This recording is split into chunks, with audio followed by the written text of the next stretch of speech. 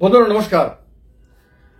একজন বিজেপি বিধায়ক ইভিএম কেলেঙ্কারি করে বা ইভিএম ট্যাম্পারিং করে বা ইভিএম মেশিন গড়বড়ি করে মহারাষ্ট্র বিধানসভা নির্বাচনে বিজয়ী হয়েছিলেন। এই ঘটনাটি একজন পুলিশ অফিসার জেনে গেছিলেন। তিনি যাতে কাউকে কিছু না বলেন, অর্থাৎ তিনি যাতে মুখ বন্ধ রাখেন, তার জন্য তাকে 10 লক্ষ টাকা ঘুষ দেওয়া হয়েছিল। গত 17 এপ্রিল, আজকে 21 তারিখ, 4 দিন আগে তিনি এটা অভিযোগ করেছিলেন। এই যে অভিযোগকারী পুলিশ অফিসার, ভারতের নির্বাচন কমিশন তার বিরুদ্ধে শক্ত ব্যবস্থা নেওয়ার জন্য নির্দেশ দিয়ে দিয়েছে। মহারাষ্ট্রের পুলিশ প্রশাসন অস্বীকার করেছে যে তিনি নাকি সেই দিন নির্বাচনের কোনো দায়িত্বেই ছিলেন না। ভেরি ইন্টারেস্টিং এবং ভেরি ইম্পর্টেন্ট বিষয়টা, তার কারণে ভিডিওটা আপনাদেরকে শুনতেই হবে, কারণ সামনে একের পর এক বিধানসভা নির্বাচন আসছে। প্রথমে বিহারের বিধানসভা নির্বাচন হবে, তারপরে প্রায় একসঙ্গেই পশ্চিমবঙ্গ, আসাম এবং কেরালার বিধানসভা নির্বাচন হবে, তারপরে তামিলনাড়ুর বিধানসভা নির্বাচন হবে। এইভাবে একের পর এক বিধানসভা নির্বাচন চলতেই থাকবে। কে জানে মাঝখানে আবার লোকসভার মধ্যবর্তী নির্বাচন চলে আসে কিনা। তো যাই হোক, যেহেতু একের পর এক নির্বাচন চলতেই থাকবে এবং নির্বাচনগুলোর দিকে আপনাদের সবার তীক্ষ্ণ নজর রয়েছে, তার কারণে আপনারা এই ভিডিওটাকে ভালো করে শুনবেন। কারণ এমনিতে কংগ্রেস এবং অন্যান্য যে বিরোধী দলগুলো রয়েছে তারা দীর্ঘদিন ধরে অভিযোগ জানিয়ে আসছিল যে ইভিএম টেম্পারিং করে বিজেপির ক্যান্ডিডেটরা বিভিন্ন জায়গাতে নির্বাচনে বিজয়ী হচ্ছে, নির্বাচন কমিশন পক্ষপাত দুষ্ট আচরণ করছে, অনেক জায়গাতে হিসাবের বেশি মানুষ ভোট দিচ্ছে, অর্থাৎ যতজন ভোট দেওয়ার কথা হিসাবে নাকি তার চেয়ে বেশি সংখ্যক মানুষের বা ভুতুরে ভোটারের কথা উঠে আসছে।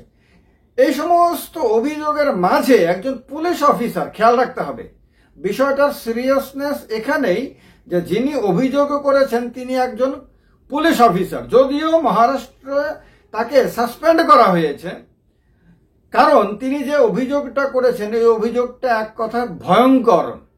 কোন পুলিশ অফিসার যদি এই ধরনের অভিযোগ করেন তাহলে এটাকে কোনোভাবেই হেলাফেলা করা যেতে পারে না। এটাকে গুরুত্ব দিয়ে বিবেচনা করতেই হয়। শুধু তা না, একজন ভারতীয় নাগরিক হিসেবে আমরা এর জন্য তদন্তের দাবি করতেই পারি যে অবশ্যই তিনি যে অভিযোগ করেছেন সেটা পুঙ্খানুপুঙ্খ তদন্ত করে দেখা হোক যে আদতেই এমন কিছু হয়েছে কিনা। কারণ এই কথাটা আমি অনেকবার অনেক ভিডিওতে বলেছি যে আমাদের দেশের গণতন্ত্রকে নিয়ে ছিনিমিনি খেলার অধিকার এই দেশের কোনো অধিকারীর নেই। নির্বাচন কমিশনের নেই, কোনো সরকারের নেই, প্রধানমন্ত্রীর নেই, রাষ্ট্রপতির নেই, সুপ্রিম কোর্টের পর্যন্ত নেই, কারোর নেই। এই দেশটার মধ্যে বসবাসকারী কারোর এই অধিকার নেই যে আমাদের দেশের গণতন্ত্রকে নিয়ে ছেলে খেলা করতে পারে। তো সুতরাং গণতান্ত্রিক নির্বাচনে যদি কোনো অগণতান্ত্রিক কাজ হয়েছে এমন কোনো অভিযোগ আসে, তাহলে অবশ্যই নির্বাচন কমিশনের এটা প্রাথমিক দায়িত্ব বা সর্বোচ্চ দায়িত্ব যে এটাকে ঠিকভাবে উপযুক্ত তদন্ত করা উচিত। জনগণের মনে যাতে কোনো রকম সন্দেহ না থাকে যে জনগণ সবকিছুর মালিক। খেয়াল রাখতে হবে, এই কথাগুলো আমি বারবার বলি আপনাদেরকে, যে আমাদের দেশটার মালিক আমরা যারা জনগণ। আমাদের দেশে যতগুলো সরকার রয়েছে, সে কেন্দ্র সরকার হোক বা বিভিন্ন রাজ্য সরকার হোক, সবগুলো সরকারের মালিক আমরা, সবগুলো মিউনিসিপ্যালিটির মালিক আমরা, সবগুলো গ্রাম পঞ্চায়েতের মালিক আমরা, আমাদের দেশের পার্লামেন্টের মালিক আমরা, সবগুলো বিধানসভার মালিক আমরা, সুপ্রিম কোর্টের মালিক পর্যন্ত আমরা। এই দেশটার এক এক ইঞ্চি সমস্ত কিছু, সমস্ত সম্পদের মালিক আমরা যারা জনগণ। তো সুতরাং আমাদের ভোটাধিকার, আমাদের যে গণতান্ত্রিক অধিকার, সেটাকে নিয়ে কেউ কোথাও যদি কোনো ধরনের নোংরামি করে, বেআইনি কিছু করে, তাহলে সেটা অবশ্যই খুঁটিয়ে বের করা উচিত। এবং যে বা যারা এটা করেছে যদি সত্যি সত্যি করে থাকে, তাহলে তার বিরুদ্ধে কঠোর ব্যবস্থা নেওয়া উচিত। এত কঠোর যেটা দেখে সারা পৃথিবীর মানুষের যাতে গা শিউরে ওঠে। কারণ গণতন্ত্রের সঙ্গে ছেলে খেলা করা মানে দেশের জনগণের সঙ্গে একেবারে আলটিমেটলি দেশটার সঙ্গে ছেলে খেলা করা। সুতরাং অভিযোগ যিনি করেছেন তার নাম হলো রঞ্জিত কাসালে। তিনি মহারাষ্ট্রের একজন police sub inspector. Police sub inspector শুনে আপনারা মানে কেউ এটা ভাববেন না যে পুলিশ সাব ইন্সপেক্টর তো অনেক ছোট পদ, এটা পুলিশের আইজি হলে বা এসপি, আইজি, ডিজি এরকম কোন অফিসার করলে তো এটার ভ্যালু থাকতো। নো, নট এট অল, এরকম ভাববেন না কিন্তু কেউ। পুলিশের বলা যায় মেরুদণ্ড, পুলিশ বাহিনীর মেরুদণ্ড বলা যায় সাব ইন্সপেক্টরকে। সাব ইন্সপেক্টর এত গুরুত্বপূর্ণ একটা পদ পুলিশ বিভাগে, যে পদে থাকা ব্যক্তি আমাদের সমাজের পাই টু পাই খবর রাখেন, তিনি তদন্ত করেন গ্রাউন্ডে। তো সুতরাং এবং জনসাধারণ তাকে চেনেন। ডিজির সঙ্গে জনসাধারণের প্রত্যেক দিনের কোনো যোগাযোগ হয় না, এমনকি এসপির সঙ্গে পর্যন্ত প্রত্যেক দিনের ওই রকম যোগাযোগ হয় না যতটা সাব ইন্সপেক্টরের সঙ্গে হয়। থানা থাকা সাব ইন্সপেক্টর আপনার আশেপাশে কোনো ঘটনা ঘটলে দেখবেন দৌড়ে ছুটে আসেন। এখানে কিন্তু সবার আগে এসপি আসবেন না, আইজি আসবেন না, ডিজি আসবেন না। তো সুতরাং বুঝতে পারছেন যে তদন্ত করেন যিনি, গ্রাউন্ডে যিনি জনগণের সঙ্গে দৈনন্দিন সম্পর্ক রাখেন, শান্তি শৃঙ্খলা বজায় রাখার ক্ষেত্রে যার ভূমিকা বিরাট, সেই ব্যক্তি হলেন সাব ইন্সপেক্টর। তো সুতরাং সাব ইন্সপেক্টর যখন কোনো অভিযোগ করে অবশ্যই এটা ভালো করে মন দিয়ে শোনা উচিত। তো রঞ্জিত কাসালে এই পুলিশ অফিসারের নাম। তিনি বলেছেন গত বিধানসভা নির্বাচন যেটা হয়েছে 2024 সালে, গত বছর মহারাষ্ট্রে বিধানসভা নির্বাচন হয়েছে, আপনাদের খেয়াল আছে। সেই নির্বাচনে আপনার ইন্ডিয়া জোট বা মহাবিকাশ আঘাড়ি, আপনার উদ্ধব ঠাকরের নেতৃত্বাধীন শিবসেনা, ইউইটি, কংগ্রেস বা এনসিপি, শারদ পাওয়ারের, এরা মিলে সরকার গঠন করতে পারে এরকম একটা পরিবেশ তৈরি হয়েছিল, অনেকের ধারণা ছিল।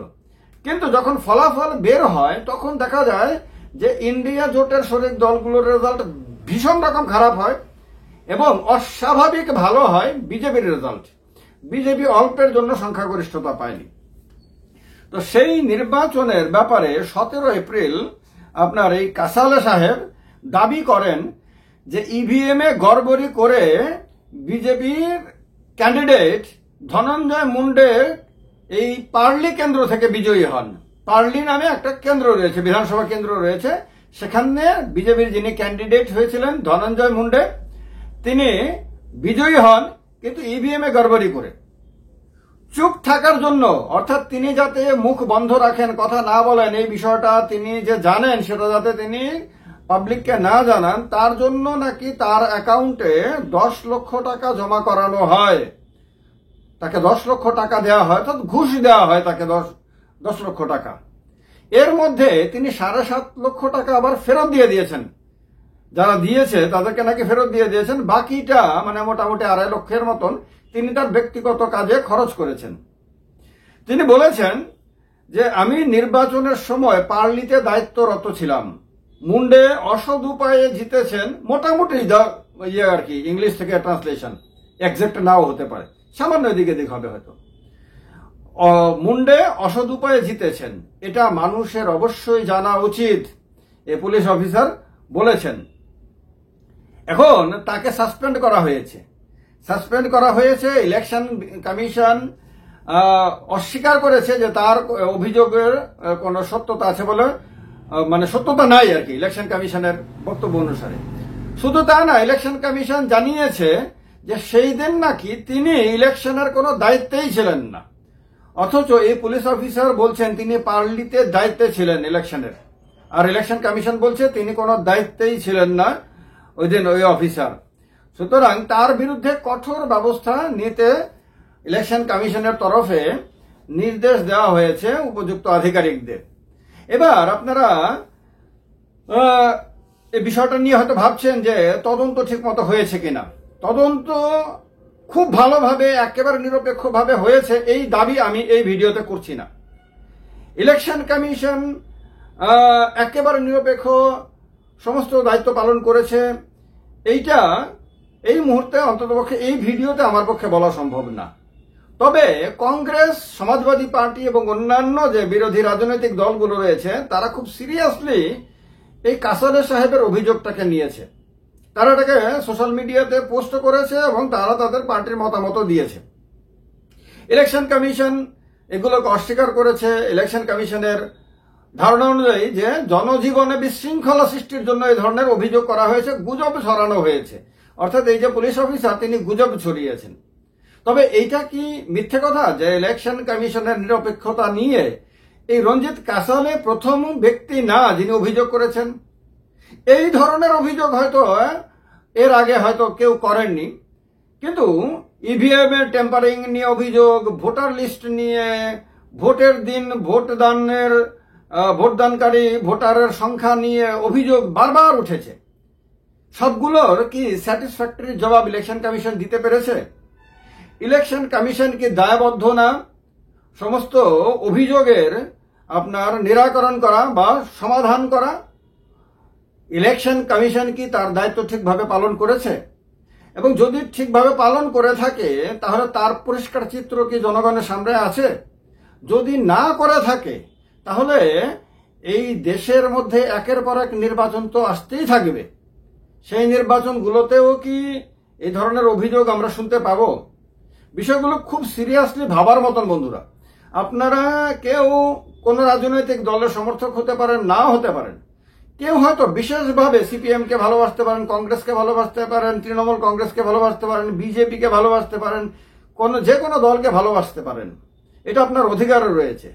কিন্তু এটা খেয়াল রাখতে হবে যে পক্ষপাতিত্ব যদি আজকে কেউ করে, আজকের দিনে যদি কেউ করে, আমি করছে বলছি না, কিন্তু যদি কেউ করে, ইভিএম টেম্পারিং করে বা কোনো ধরনের গড়বড়ি করে ভোটার লিস্ট থেকে শুরু করে পোলিং স্টেশনে, তাহলে এবং এগুলোকে দেখে যদি কেউ হাততালি দেয় যে না আমাদের লোকরা করেছে, আমাদের জন্য করেছে, এর ফলে আমরা লাভবান হয়েছি, কেউ যদি মনে করে এরকম, তাহলে আগামী দিনে তো অন্য কোন দলের সরকারও গঠিত হতে পারে, অন্য কোন দলও ক্ষমতায় আসতে পারে।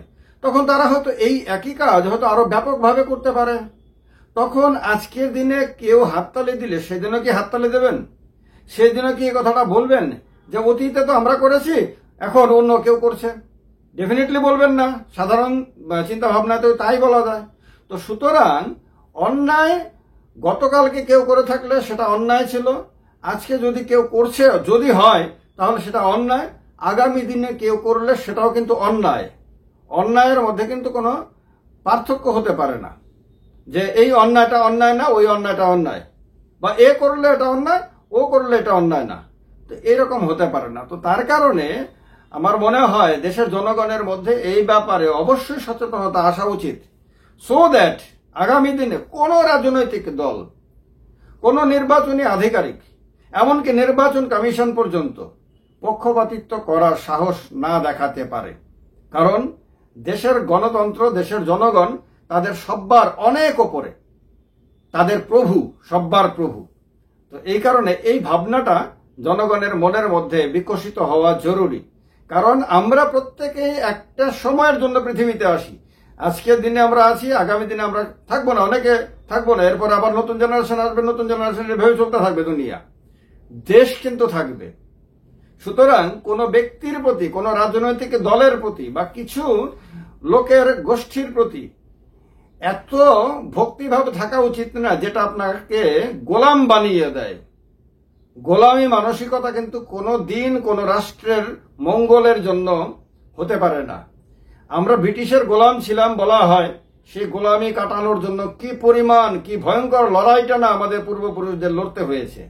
সুতরাং আজকের দিনেও যদি আমরা গোলামিকেই যদি নিজেদের মনের মধ্যে বসিয়ে নিই তাহলে তো সেই লড়াই অর্থহীন হয়ে যায়।